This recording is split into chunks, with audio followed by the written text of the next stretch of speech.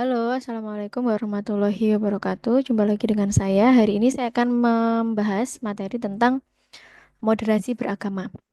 Baik, ini adalah buku saku keluaran dari Kementerian Agama. Jadi bagi Bapak Ibu atau saudara-saudara yang sedang mempersiapkan tes apapun itu ya yang berhubungan dengan moderasi beragama, bisa disimak video saya secara cermat. Baik,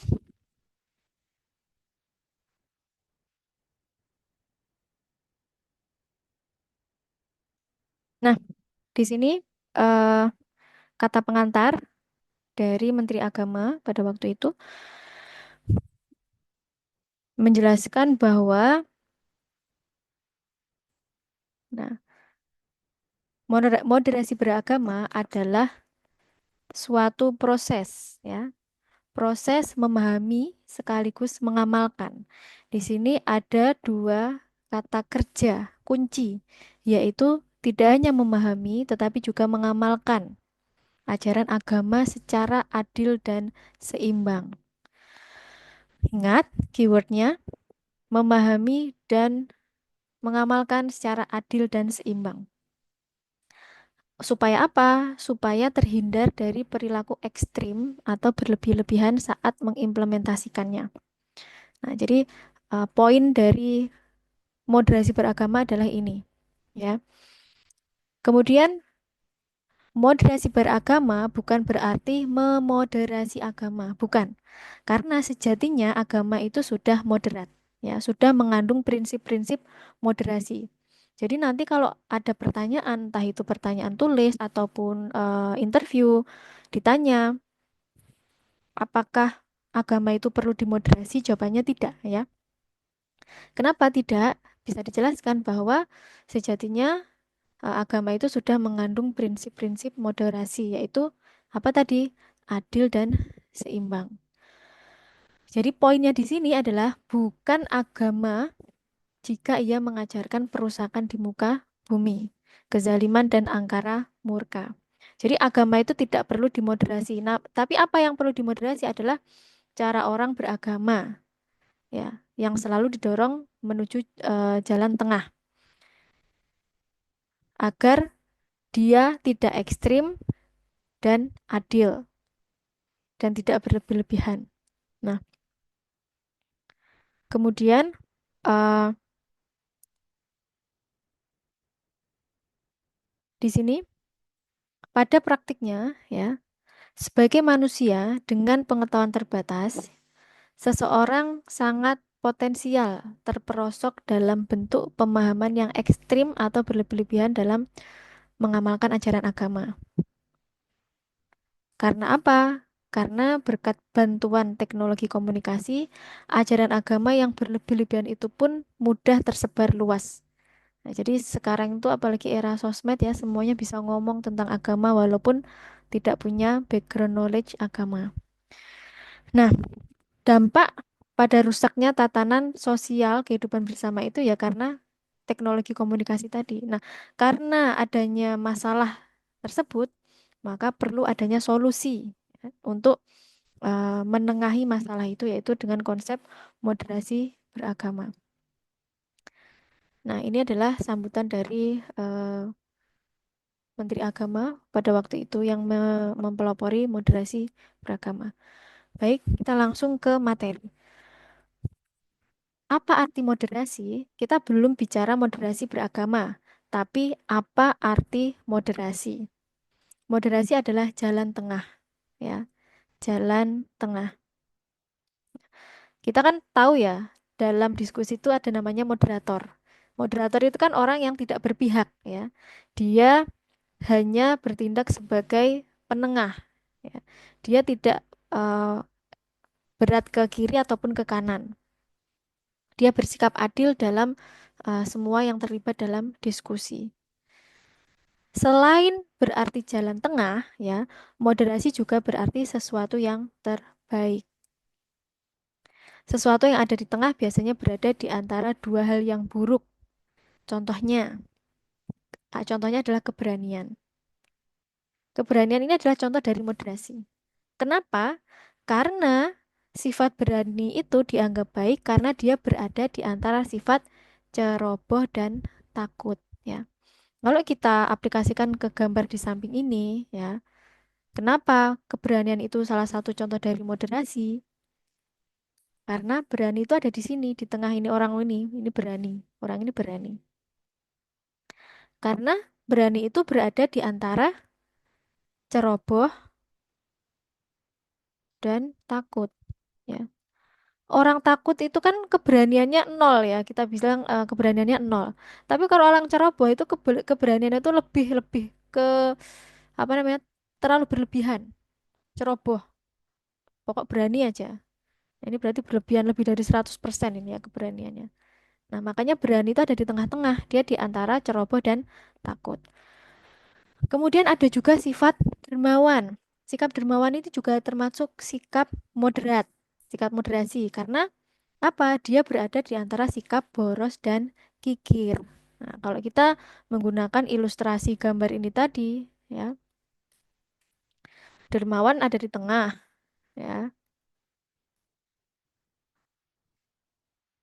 Ini sifat dermawan.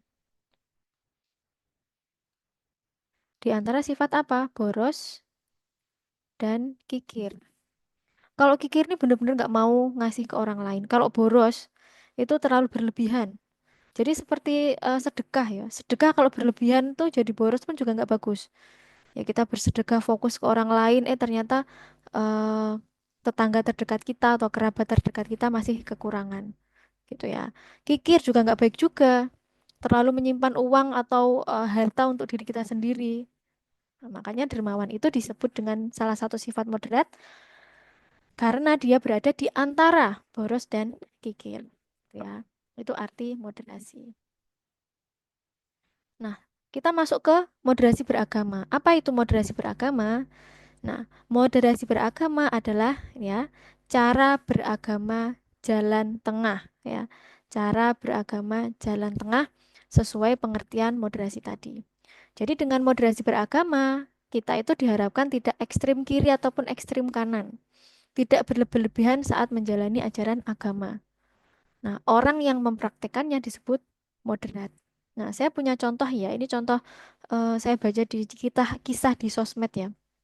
Contoh berlebih-lebihan dalam beragama itu gimana? Apakah ketika kita berusaha untuk eh, one day one juice, misal satu hari satu jus, apakah itu disebut berlebih-lebihan dalam beragama? Tidak. Itu bagus karena kita berusaha untuk mengumpulkan pahala sebanyak mungkin dari kita membaca Al-Quran. Apakah yang disebut beragama yang berlebih-lebihan itu adalah ketika kita sholat duha sampai 12 rakaat? Tidak juga. Kalau kuat ya silahkan. Itu tidak termasuk berlebih-lebihan. Nah, salah satu contoh berlebih-lebihan dalam beragama itu adalah yang pernah saya baca di cerita di sosmed ya. Jadi ada seorang ibu setelah kajian, dia mendapat materi tentang keutamaan meninggal saat haji di tanah suci. Setelah dapat materi itu, ya, ibu ini fokus untuk tiap tahun haji. Kebetulan memang dia eh, kaya ya. Ya maksudnya ada uang lah untuk haji tiap tahun. Jadi tiap tahun haji berharap dia meninggal di tanah suci sampai akhirnya hartanya habis, anaknya kebingungan, ya kan, nggak ada uang lagi, tapi si ibu tetap kekeh untuk seperti itu. Nah, ini yang disebut dengan berlebihan dalam ajaran agama. Apakah haji tiap tahun boleh? Apakah haji tiap tahun tidak boleh? Boleh, selama mampu dan tidak menjadi beban orang lain. Kalau kewajiban di rumah menjadi berantakan, agaknya itu bisa disebut dengan berlebihan dalam menjalani ajaran agama. Jadi sampai anaknya tuh curhat gitu ya di sosmed itu. Sampai modal untuk usaha dipakai untuk haji tiap tahun, sampai uang untuk harusnya untuk kuliah anaknya dipakai. Nah, itu yang dimaksud dengan ekstrim ya. Jadi jangan salah ya dalam memaknai moderasi beragama. Nah, benarkah bersifat ekstrim itu buruk? Nah, benar, ya, benar. Jangankan ekstrim atau berlebih-lebihan terhadap sesuatu yang jelas-jelas buruk seperti kesombongan. Bahkan terhadap sesuatu yang dianggap baik pun, jika berlebih-lebihan juga akan menjadi hal yang buruk, gitu ya. Lihat sifat dermawan. Sifat ini sudah pasti baik ya, karena ia berada di antara tadi ya, sifat boros dan sifat kikir. Tapi jika orang melakukan kedermawanannya secara berlebih-lebihan ya, ia bisa terjatuh dalam keborosan. Yang seperti saya jelaskan tadi ya, kalau sudah begitu bahkan kebaikan pun bisa menjadi buruk. Ya, ada lagi cerita ini ya, masalah kebaikan yang disebut ekstrim itu ya. Ada seorang penjual sayur, ini saya baca juga dari sosmed ya. Seorang penjual sayur, dia tuh setiap sore kalau sayurnya itu masih sisa, dikasihkan ke tetangga samping kiri kanannya. Setiap sisa dikasihkan ke tetangga kiri kanannya. Setiap hari.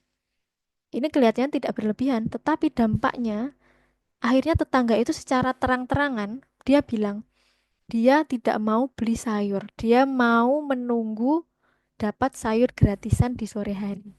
Nah, ini kan membuat orang jadi apa namanya lebih suka meminta ya daripada bekerja. Nah, itu yang disebut dengan kebaikan.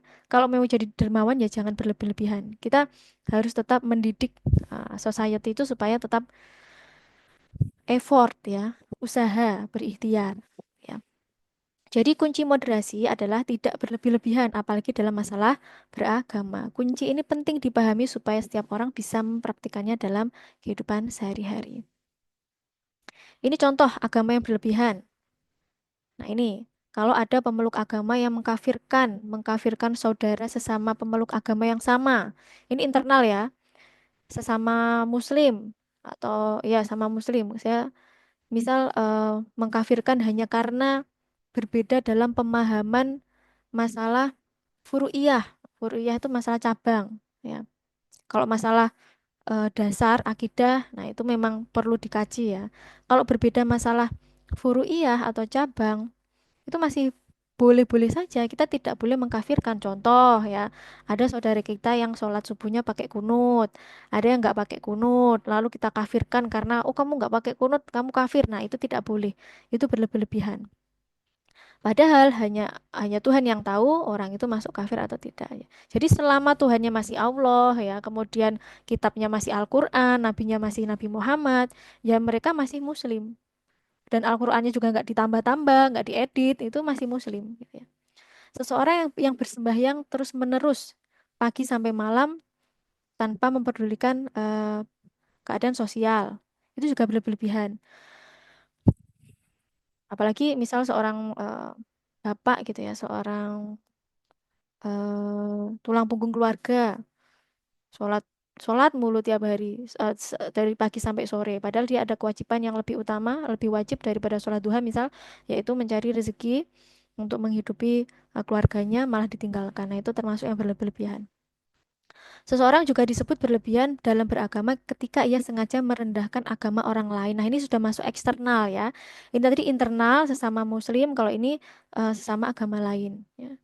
Gemar menghina figur dan simbol suci agama tertentu. Bahkan dalam Al-Qur'an kan disebutkan ya, Allah itu berfirman, kalau eh, apakah kamu rela Islam itu diolok-olok hanya karena kamu mengolok-olok simbol-simbol agama lain. Kurang lebih seperti itu intinya. Kalau redaksinya secara tepat, saya tidak hafal. Intinya ada ayat seperti itu. Jadi kalau kita mengolok-olok simbol agama orang lain, nah pasti orang lain itu akan balas mengolok-olok agama kita. Jadi untuk lebih baiknya saling menghargai saja ya. Jadi merendahkan agama orang lain juga termasuk beragama yang berlebihan. Dalam kasus seperti ini, ia sudah terjebak dalam ekstremitas yang tidak sesuai dengan prinsip-prinsip moderasi beragama. Jadi kalau ini dalam kacamata Islam ya, karena saya Muslim, dalam Islam pun tidak diajarkan untuk kita menghina-hina simbol agama orang lain. Kemudian ada lagi contoh sifat ekstrim yang lainnya. Nah, misal seorang menyantap makanan atau mereguk minuman yang jelas-jelas haram menurut agamanya hanya karena alasan toleransi kepada agama lain. Nah, ini nggak boleh ya. Nggak boleh dengan mengatakan alasan toleransi kita mau diajak minum minuman atau eh, makan makanan yang haram. Jadi tetap prinsip agama yang nomor satu. Ya, jadi moderat itu bukan berarti tidak punya prinsip ya. Tapi kita punya prinsip haram ya haram. Kita tidak makan kalau dalam Muslim kita tidak makan babi, kita tidak makan arak atau alkohol.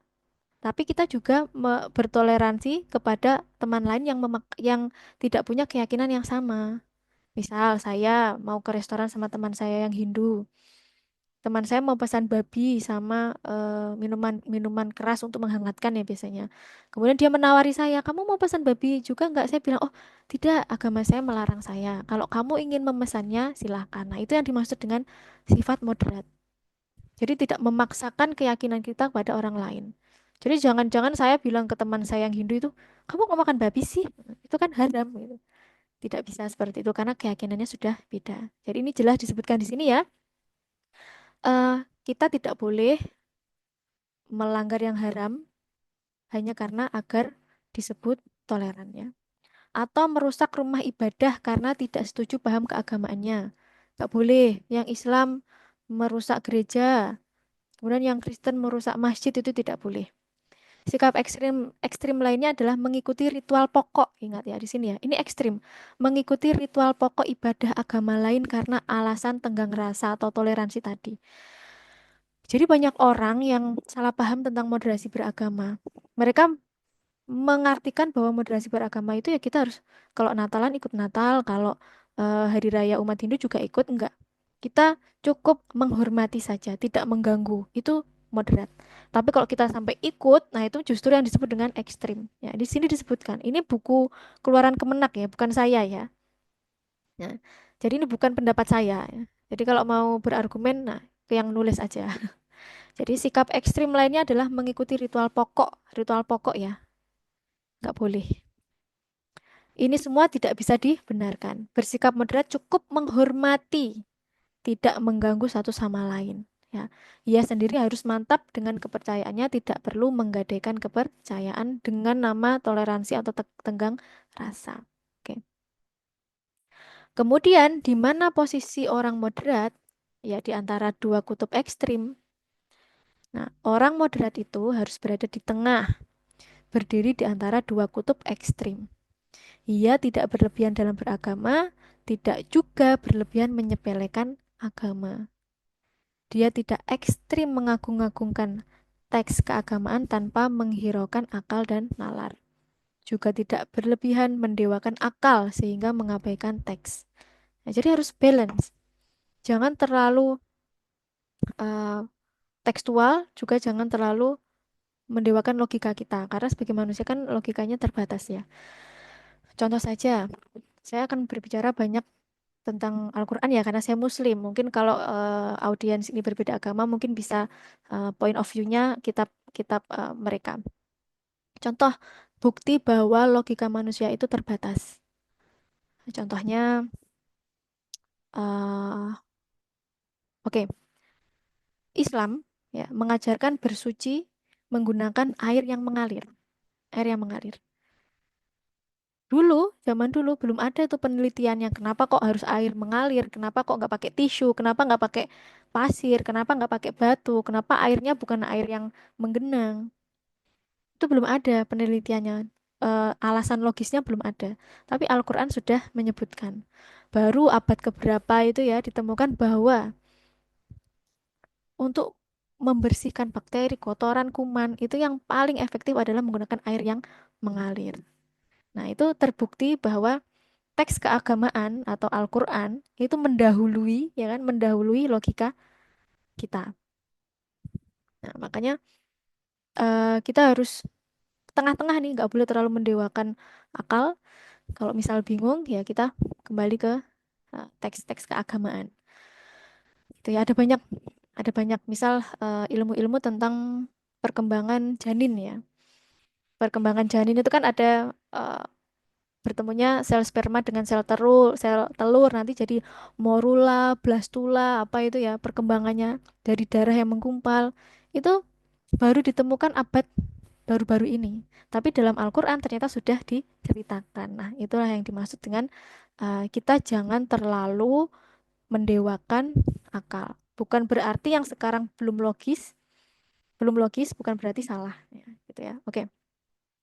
Jadi pendek kata, moderasi beragama itu bertujuan untuk menengahi serta mengajak kedua kutub ekstrim dalam beragama untuk bergerak ke tengah. Kembali pada esensi ajaran agama yaitu memanusiakan manusia. Oke, esensi dari ajaran agama adalah memanusiakan manusia. Baik, prinsip dari beragama yang moderat. Ada dua, yaitu adil dan berimbang. Tadi di pembukaan sudah ada ya, adil dan berimbang. Adil itu apa? Berarti menempatkan segala sesuatu pada tempatnya. Ya, adil menempatkan sesuatu pada tempatnya. Kalau berimbang, selalu berada di tengah di antara dua kutub. Dalam hal ibadah misalnya, seorang moderat yakin bahwa beragama adalah melakukan pengabdian kepada Tuhan dalam bentuk menjalankan ajarannya dan berorientasi pada upaya untuk memuliakan manusia. Orang yang terjebak pada ekstremitas atau terjebak pada ekstrim praktek beragama atas nama Tuhan hanya untuk membela keagungan Tuhan saja seraya mengesampingkan aspek kemanusiaan. Orang beragama dengan cara ini rela membunuh sesama manusia atas nama Tuhan. Padahal menjaga kemanusiaan itu sendiri adalah bagian dari inti ajaran agama. Tidak boleh itu kita atas nama agama, atas nama Tuhan membunuh orang lain. Itu ekstrim. Nah, apa batasannya bahwa suatu pemahaman dan pengalaman keagamaan sudah bisa dinilai berlebihan? Nah, apa batasnya? Yang pertama, ada tiga hal ya. Yang pertama, jika ia melanggar nilai kemanusiaan. Ya, dianggap berlebihan jika ia sudah melanggar tiga hal, yaitu nilai kemanusiaan. Yang kedua, nilai kesepakatan bersama. Ya, kalau kita bernegara, ya berarti ya undang-undang. Undang-undang yang berlaku dalam suatu negara. Yang ketiga, ketertiban umum. Ya, saya ulangi lagi. Batasan bahwa eh, pemahaman keagamaan atau pengamalan keagamaan sudah dinilai berlebihan itu jika melanggar tiga hal. Yang pertama nilai kemanusiaan, yang kedua kesepakatan bersama, yang ketiga ketertiban umum. Prinsip ini juga menegaskan bahwa moderasi beragama berarti menyeimbangkan antara kebaikan yang berhubungan dengan Tuhan dan kemaslahatan yang bersifat sosial kemasyarakatan. Jadi ada dua, Tuhan dan manusia. Oke. Apa contoh melanggar batasan kemanusiaan? Jika seseorang itu merendahkan harkat, derajat, dan martabat manusia. Ini yang nomor satu ya tadi ya, melanggar kemanusiaan ya, tadi nomor satu. Sudah merendahkan, merasa kalau kelompoknya paling benar, kelompok yang lain salah. Itu sudah berlebihan dalam beragama.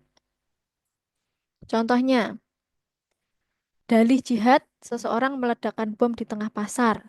Lalu puluhan bahkan ratusan orang yang tak bersalah menjadi meninggal. Nah, ini jelas sangat ekstrim. Banyak orang yang tidak berdosa kenapa harus dibom gitu ya. Apalagi atas nama Tuhan, atas nama jihad. Itu sangat tidak dibenarkan karena melanggar batasan kemanusiaan. Kemudian yang kedua, oh ini masih contohnya ya. Contoh selanjutnya ya, contoh tentang melanggar batasan kemanusiaan. Misal, kita sedang beribadah nih, dan sholat. Kemudian kita tahu ada orang yang kecemplung sumur ya ini ya, hampir mati, eh, jatuh pada sumur. Ini kayak contohnya juga agak kurang kurang tekstual ya. Maka dia wajib membatalkan ibadahnya. Nah, untuk membantu saudaranya, ibadah kepada Tuhan bisa dilakukan setelah menolong saudaranya. Nah, itulah ya. Kalau dalam Islam pun seperti ini ya. Urgenitas itu kemanusiaan yang nomor satu dulu. Misal ketika ini ada dokter ya. Dokter harus bergegas menunaikan kewajiban ibadah. Misal mau ada operasi, operasi bedah apa gitu ya, bedah paru-paru atau ginjal gitu ya. Namun di saat yang sama ada pasien yang kondisi darurat sehingga harus ditangani dan tidak dapat ditangguhkan. Misal pendarahannya sudah banyak nih ya. Dalam kondisi seperti ini, sang dokter harus segera menyelamatkan pasien dan menunda ibadahnya untuk kemudian melaksanakan kewajibannya setelah menolong pasien gitu ya. Apalagi kalau saya lihat itu beberapa ya kasus dokter itu kalau operasi yang serius itu yang maksudnya yang masalah-masalah serius itu bisa sampai 5 jam gitu ya. 6 jam itu kan bisa jadi sholatnya kelewat ya. Nah itu nggak apa-apa. Itu termasuk yang boleh di jamak atau dikodok ya. Wallahu alam, semoga saya nggak salah. Saya bacanya gitu. Oke. Kemudian eh contoh dalam Islam ya. Seseorang yang hendaknya melaksanakan sholat harus bersuci dan berwudu terlebih dahulu dengan air.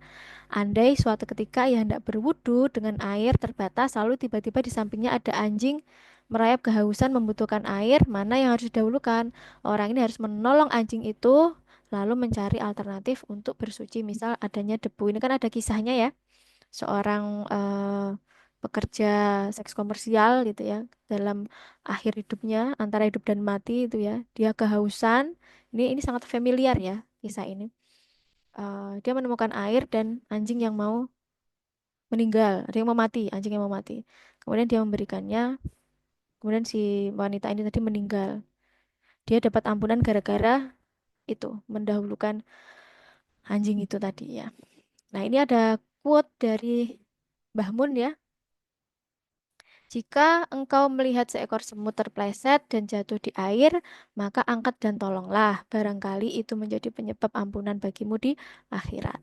Jadi, sekecil apapun perbuatan, jangan kita sepelekan. Siapa tahu dia bisa menjadi penolong kita nanti di akhirat. Oke, tadi yang pertama. Sekarang yang kedua, ya, batasan kesepakatan bersama. Kalau sudah melanggar batasan kesepakatan bersama, contoh, tadi sudah saya singgung ya, kesepakatan bersama kalau kita perspektifnya kenegaraan berarti melanggar butir-butir Pancasila, undang-undang, kemudian NKRI. Itu kan kesepakatan bersama founding father kita ya. Dalam hal kehidupan bermasyarakat, kita banyak peraturan yang harus disepakati bersama. Jadi seorang warga atas nama agama yang dianutnya melanggar kesepakatan bersama yang telah disetujui, maka ia dapat disebut sebagai berlebih-lebihan. Misal, oh ini nggak ada dalam Al-Quran, maka saya tidak akan melakukan ini, misal. Nah, itu melanggar kesepakatan dalam Al-Quran, kesepakatan bersama. Jadi kalau dalam perspektif Muslim ya, Al-Quran itu kan bukan bukan kitab hukum untuk negara ya, untuk maaf maksudnya nggak semua itu ada dalam Al-Quran. Jadi ada beberapa hukum itu yang dibuat oleh manusia, termasuk peraturan misal apa namanya yang ada dalam Indonesia lah ya. Saya nggak mau terlalu banyak ngomong masalah yang bukan bukan bidang saya lah. Intinya jika ada warga misal tidak mau nurut atau tidak mau patuh terhadap undang-undang atau NKRI atas nama agama, misal di kitab saya nggak ada, maka saya nggak mau melakukannya. Nah, itu disebut dengan berlebihan. Padahal selama itu tidak bertentangan dengan kitab yang dianut, ya kita wajib menaati kesepakatan bersama dalam bingkai eh, negara itu sendiri, gitu ya. Nah, yang ketiga tadi ya, melanggar batasan ketertiban umum, contoh sholat di jalan, walaupun ini sebenarnya ah, jujur ya, ini contoh yang terlalu dipaksakan lah ya. Karena ya kita jarang melihat hal seperti ini. Misal pun ada, mungkin cuma satu dibanding sejuta lah kali ya. Misal pun ada, ini mungkin ada gangguan psikologis lah ya. Contoh, jika seorang atas nama ajaran agama melanggar ketertiban umum, misalnya beribadah di tengah keramaian yang menyebabkan kemacetan. Nah, ini nggak boleh, tapi ini ekstrim sekali ya contohnya ya. Kalau saya memberikan contoh yang lebih luas lagi itu mungkin itu kalau kita eh, sholawatan misal, sholawatan sampai malam menggunakan pengeras suara luar.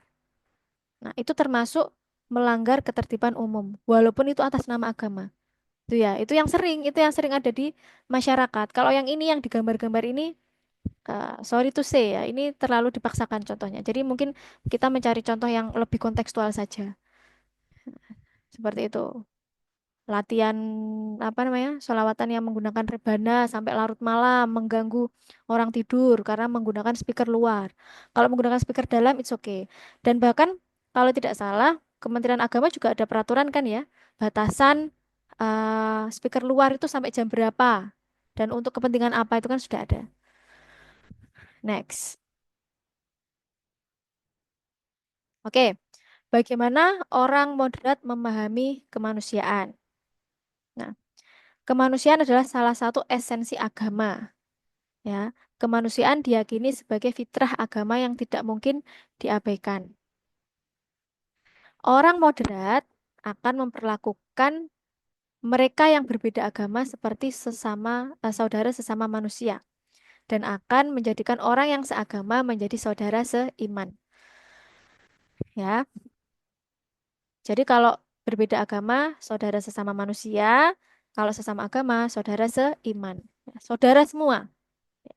Orang moderat akan sangat mempertimbangkan kepentingan kemanusiaan di samping kepentingan agama yang sifatnya subjektif. Bahkan dalam situasi tertentu, kepentingan kemanusiaan menjadi subjektivitas keagamaan. Oke.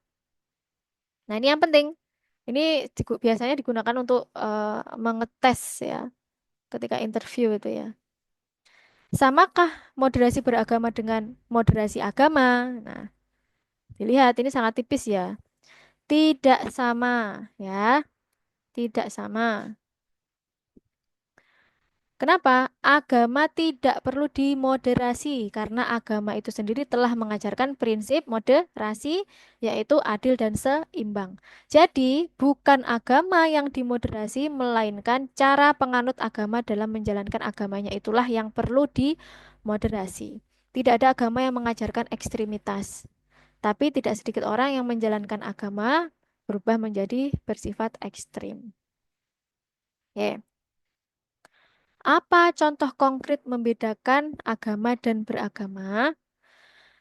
Misalnya, ajaran agama untuk memuliakan perempuan. Ajaran ini bersifat pasti dan tidak ada yang memperdebatkan. Itulah ajaran agama. Tapi bagaimana cara memuliakan perempuan menurut ajaran agama masing-masing umat itu berbeda. Praktiknya berbeda-beda. Itulah yang disebut dengan beragama. Jadi agama manapun ya, sepemahaman saya ya, punya konsep memuliakan perempuan. Hanya saja caranya berbeda. Nah, dari cara yang berbeda itu yang menjadikan kita pertimbangan ya, memilih agama. Mana sih yang eh, paling benar gitu ya. Contoh yang mudah terlihat misalnya ada paham dan amalan agama yang ekstrim membatasi aktivitas sosial perempuan, seperti larangan keluar rumah bagi perempuan meskipun untuk menuntut ilmu. Nah, ini ekstrim. Karena dalam Islam pun tidak ada larangan bagi perempuan untuk keluar menuntut ilmu. Ya, nggak ada. Selama ada batasan-batasan yang harus diperhatikan. Misal menutup aurat, ya gitu ya. Tidak boleh memakai wangi-wangian yang bisa tercium kemana-mana, itu ya. Kemudian dibarengi dengan mahram, misal kalau jaraknya itu sesuai, jaraknya itu jauh gitu ya. Saya nggak tahu minimalnya berapa. Nah, itu boleh. Namun ada juga paham dan amalan agama yang memberi ruang kebebasan ekstrim bagi perempuan untuk beraktivitas sosial sehingga menyepelekan tanggung jawab mengurus keluarga. Ada paham atau paham ya yang boleh wanita itu kemana aja boleh, sendirian boleh, kemudian sampai larut malam pun boleh. Nah, itu yang ekstrim ya. Oke. Di antara keduanya itu ada juga paham dan amalan agama yang cenderung moderat dengan memberikan hak-hak kesetaraan gender kepada perempuan tetapi tetap membatasinya dengan etika dan adat istiadat lokal yang berlaku. Sebenarnya eh, pembatasnya pun juga ajaran agama ya. Pembatasannya pun juga batasan agama. Ya. Kalau etika, adat istiadat lokal yang berlaku itu pelengkap ya. Seperti yang saya jelaskan tadi, dalam Islam tidak ada larangan bagi perempuan keluar untuk menuntut ilmu selama ya, ada batasannya. Batasannya apa? Ya agama itu sendiri. Misal tadi yang saya sebutkan. Dan kalau ada batasan adat istiadat lokal yang berlaku itu menyempurnakan, bukan menyempurnakan, menyesuaikan dengan culture, budaya atau budaya yang ada di negara tersebut.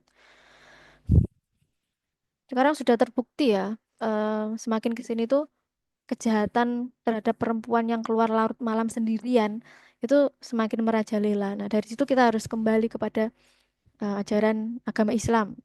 Kalau kalau point of view saya kan Islam. Kemarin banyak berita perempuan pulang malam-malam karena kerja, naik naik ojol itu ada yang mau kena pelecehan seksual seperti itu. Banyak kan itu kalau kita baca-baca berita. Oleh karena itu, batasan-batasan perempuan keluar itu harus disesuaikan dengan batasan agama dan budaya yang berlaku di tempat tersebut. Jadi, moderasi beragama sama dengan toleran. Toleran itu adalah hasil yang diakibatkan dari sikap moderat dalam beragama. Jadi, toleran itu adalah side product, akibat. Kalau sebabnya adalah sikap moderat. Jadi moderasi itu adalah proses, sedangkan toleransi adalah hasil. Seorang yang moderat bisa jadi tidak setuju atas suatu tafsir ajaran agama, tapi ia tidak akan menyalahkan orang lain yang berbeda pendapat dengannya. Jadi kita boleh loh tidak setuju dengan ajaran agama tertentu, kita boleh tidak setuju. Ya, ini disebutkan kan, seseorang yang moderat bisa jadi tidak setuju atas suatu ajaran, tafsir ajaran agama yang lain.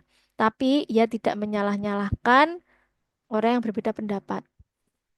Jadi ya udah, untuk penguat kita dan keluarga secara internal gitu aja ya.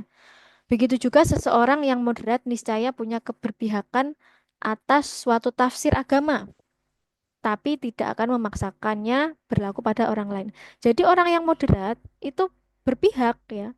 Bukan berarti orang yang moderat itu tidak ada keberpihakan. Ini kan yang misleading ya di kalangan masyarakat itu ya. Oh, kalau moderat itu berarti kamu kamu nggak ada keberpihakan, kamu nggak punya prinsip. Salah. Moderat itu artinya punya keberpihakan kiri ataupun ke kanan, tapi dia tidak memaksakannya kepada orang lain. Itu ya poinnya. Nah, apakah benar orang yang moderat itu tidak teguh dalam beragama? Tentu saja tidak ya. Seseorang yang moderat justru harus memiliki pendirian yang teguh, memiliki semangat beragama yang tinggi. Namun ia harus mampu memilah mana pokok ajaran agama, di mana dia harus berpendirian teguh dan mana tafsir ajaran agama di mana ia perlu toleran, menghormati pendirian orang lain. Kalau kalau dalam agama Islam itu kan ada masalah-masalah usul ya, ada masalah furuk ya. Jadi ini yang masalah bab-bab akidah itu yang masalah pokok ya. Masalah pokok agama yang ini bab-bab fikih ya. Salah satu contohnya fikih dan seterusnya itu ya. Jadi furuk, dalam masalah furuk itu yang usul itu adalah pokok ya, yang pokok yang dimaksud dengan pokok. Kalau yang furuk itu masalah yang mana ini? Yang perlu toleran seperti tadi ya, mau pakai ru'yat atau apa satunya hisab itu ya semuanya ada dalilnya gitu. Kalau kata Gus Bahak kan semua ada dalam Al-Quran maka harus menghormati. Ini masalah furuk ya. Kita mau pakai metode hisab atau ru'yat itu masalah furuk, masalah cabang. Kalau masalah usul, nah ini harus seragam ya. Tuhan kita, misal kalau umat Islam ya, Tuhan kita Allah, Nabi terakhir kita Nabi Muhammad. Nggak boleh beda. Misal Nabi terakhir kamu siapa? Nabi Muhammad. Kamu siapa? Nabi terakhirnya itu Lia Eden misal. Ya nggak boleh. Itu ya. Jadi itu ada ajaran yang namanya pokok, ada yang namanya ajaran yang masih perlu kita toleransi ya. Kita tidak boleh menyalah-nyalahkan terkait urusan pokok agama. Maaf. Kita tidak boleh menyalah-nyalahkan terkait yang masalah furuk tadi ya, furu'iyah. Tapi di sini ya, terkait urusan pokok agama tidak boleh ada kompromi. Ini teguh sekali kita ya dalam hal meyakini dan mempraktekannya ini. Tidak boleh ada kompromi seperti saya tadi. Nah, umat Islam kitabnya apa? Al-Quran. Ya sudah harus sama. Al-Quran mau umat Islam di sini, di Arab, di India ya sama. Gak boleh. Kamu Islam, kitabmu apa? Oh saya bukan Al-Quran, kitab saya eh itu komiknya One Piece misal nggak boleh ya. Ini ekstrim banget nih contohnya. Tapi untuk urusan agama yang sifatnya diperdebatkan, nah ini yang masalah furuk tadi ya. Ada beragam pandangan. Seorang moderat akan mengambil sikap hukum tertentu untuk dirinya, tapi tidak memaksakan kepada orang lain. Misal, saya sholat subuhnya pakai kunut, tapi suami saya nggak pakai kunut. Tapi jangan suami ya. Misal tetangga nggak pakai kunut, saya nggak boleh tuh ngata-ngatain tetangga saya. Oh kamu sesat, kamu kafir misal, karena kamu nggak kunut. Nah itu nggak boleh. Karena itu adalah masalah furuk yang masih diperdebatkan atau ada mazhab-mazhab lah di situ ya. Oke. Lalu bagaimana cara membedakan pokok dan tafsir agama? Nah, ini saya nggak berani ngomong terlalu panjang ya. Ini tadi kalau saya, karena saya bukan ahlinya, cuma saya pernah ngaji dulu di guru saya. Kalau pokok itu tadi sudah saya sebutkan itu kalau dalam Islam itu masalah usul terkait dengan akidah. Kalau tafsir itu terkait masalah furu'iyah. Ya, guru iya. Intinya ya kalau yang ini kita harus seragam, yang ini boleh kita berbeda. Ya, selama itu ada dalam eh, dua eh, dasar kita yaitu Al-Quran dan Sunnah. Oke, langsung ya. Apalagi syarat moderat selain berilmu. Nah, selain berilmu, orang yang moderat juga harus mampu mengendalikan emosi, kemudian berakhlak baik, pemaaf, menjadi teladan, dan sanggup berempati. Ya. Orang berilmu belum tentu dia bisa mengendalikan emosinya. Ya. Justru biasanya tuh kalau orang yang ilmunya tinggi tapi tidak diimbangi dengan pengendalian emosional yang baik, itu justru nanti mereka lebih meledak-ledak ya, eksplosif. Nah, dalam menyikapi masalah keagamaan, ia harus mampu mendahulukan rasa daripada emosi. Gak boleh kita ngamuk-ngamuk. Kamu kok puasa duluan? Kamu kok Idul Fitri duluan? Gak boleh. Ya, gak boleh emosi ya. Harus mengedepankan akal daripada otot ya. Pengennya gelut aja itu nggak boleh ya. Moderasi beragama harus dibarengi dengan sikap berbudi. Dengan begitu, orang yang moderat dalam beragama akan senantiasa berhati-hati dalam bertindak, tidak gegabah. Dia itu melirik kiri kanan dulu. Ada nggak ini yang kesenggol gitu ya bahasanya. Jadi mempertimbangkan baik dan buruknya. Konsisten berada di tengah bukan berarti diam saja, melainkan dinamis, bergerak merespon situasi dengan cermat. Alhasil, moderasi beragama dapat diwujudkan jika seseorang memenuhi syarat yaitu berilmu, berbudi, pemaaf, bijaksana, dan hati-hati. Ini ya. Syarat moderasi beragama itu bisa tercapai jika kita tuh berilmu, berbu berbudi, pemaaf, bijaksana, dan berhati-hati. Oke, next. Nah, kalau kita ditanya ya, misal dalam interview ataupun apapun lah ya, mengapa moderasi beragama itu diperlukan ya? Karena pasti ada masalah ya, karena pasti ada masalah. Makanya muncul muncul konsep ini. Nah, apa masalahnya? Karena ada sikap ekstrim dalam beragama yang tidak sesuai dengan ajaran agama itu sendiri. Nah, perilaku ekstrim ini seringkali memicu konflik. Contohnya benci, intoleransi, bahkan pemusnahan terhadap peradaban ini yang kayak genosida seperti itu ya. Sikap ini, sikap-sikap seperti inilah yang perlu dimoderasi. Jadi kalau ditanya mengapa moderasi itu perlu, karena eh, ada sikap ekstrim dalam beragama ya, karena ada sifat ekstrim dalam beragama yang memicu konflik seperti intoleransi, kemudian terorisme. Nah, oleh karena itu ya perlu perlu adanya moderasi beragama. Nah, moderasi beragama adalah upaya mengembalikan pemahaman dan praktik agama agar sesuai dengan esensinya. Jadi moderasi beragama itu tugasnya bukan untuk mengutak-ngatik agama, justru justru sebaliknya, mengembalikan supaya pemahaman agama itu sesuai dengan esensinya, yaitu apa? Memanusiakan manusia, yaitu menjaga harkat martabat peradaban manusia, bukan sebaliknya. Agama tidak boleh digunakan sebagai merusak peradaban. Karena agama itu pada hakikatnya adalah membangun peradaban, ya. Kemudian, apakah moderasi dikenal dalam sejarah umat manusia? Apakah dulu-dulu itu sudah ada gitu ya? Ya, moderasi sudah lama dikenal. Kalau dalam Yunani kuno itu apa namanya itu?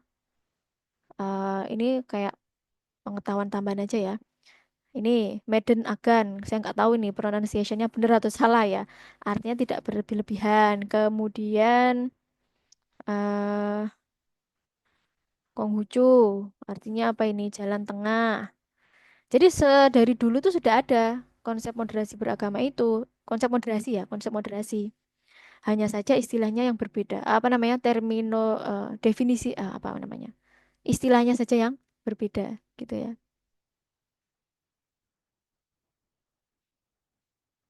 Oke.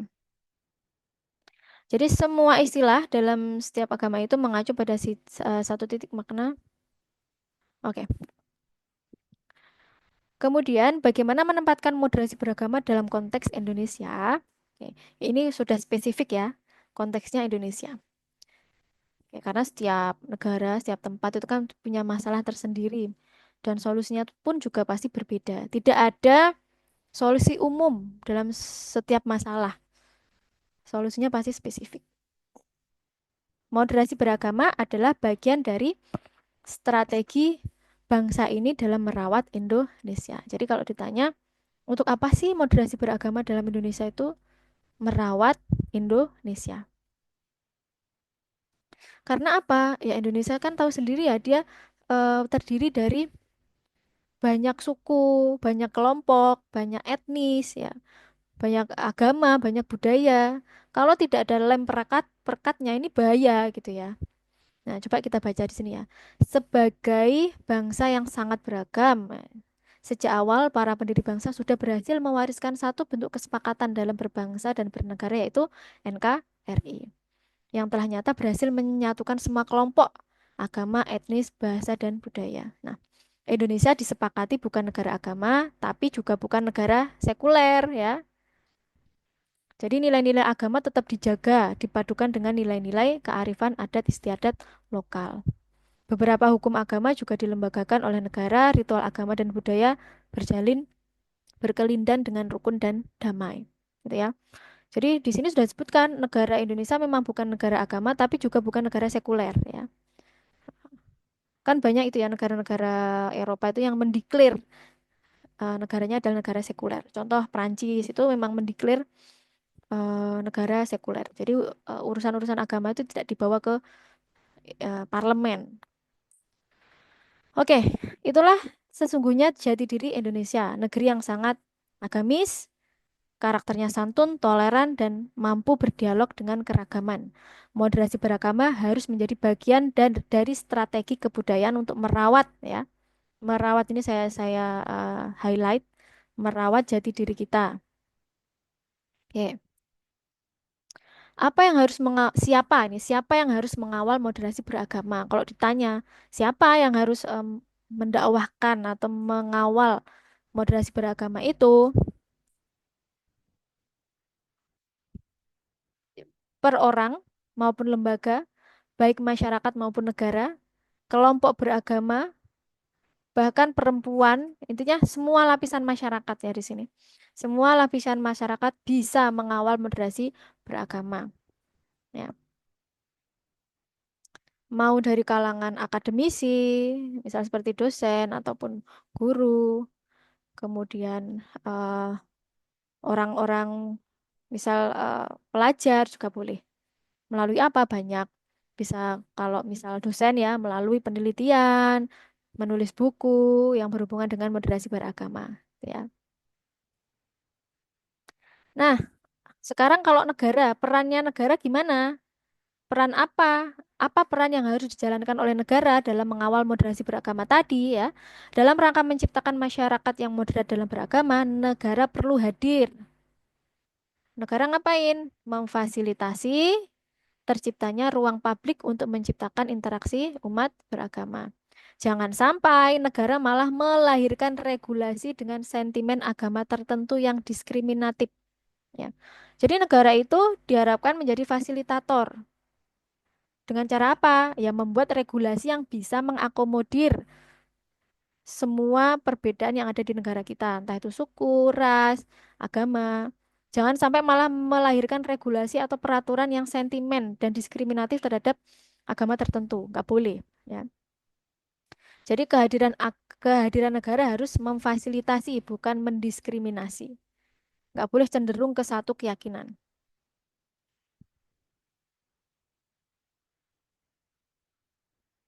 Nah, sudah selesai ya. Nah, ini yang bisa saya jelaskan tentang moderasi beragama berdasarkan